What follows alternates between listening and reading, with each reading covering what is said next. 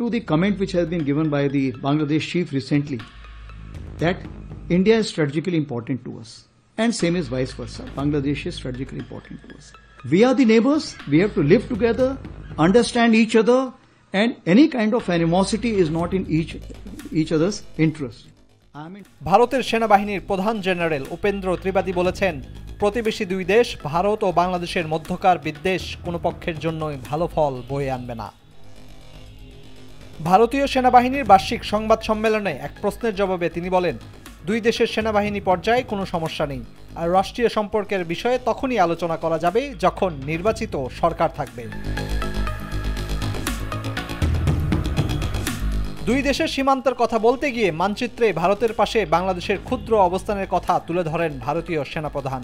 তিনি বলেন, বাংলাদেশ হলো আরেকটি দেশ যাদের সঙ্গে আমাদের সীমান্ত আছে।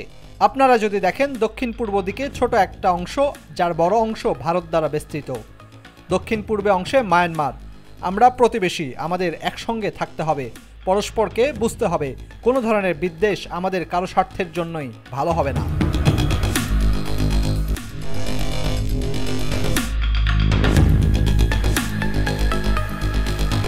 দুই দেশের সেনাবাহিনীর মধ্যেও কোনো সমস্যা নেই দাবি করে জেনারেল ত্রিবেদী বলেন, যখন পরিবর্তনটা হলো তখন থেকেই আমি বাংলাদেশের সেনাপ্রধানের সঙ্গে নিয়মিত যোগাযোগ রাখছি।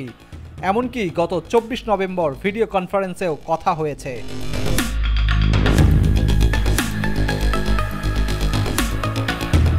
অন্তঃবাহিনী সম্পর্কের বিষয়ে তিনি বলেন, বাহিনীর মধ্যেও সহযোগিতার বিষয়ে যদি বলতে হয় সেটা আগের মতোই চলছে। আমাদের অফিসাররা এখানে এনডিসিতে যোগ দিয়েছেন, ওই পক্ষ থেকেও কোনো সমস্যা নেই। শুধু একটা বিষয়, যৌথ মহড়া যেটা হতো বর্তমান পরিস্থিতির কারণে সেটা সাময়িকভাবে স্থগিত আছে।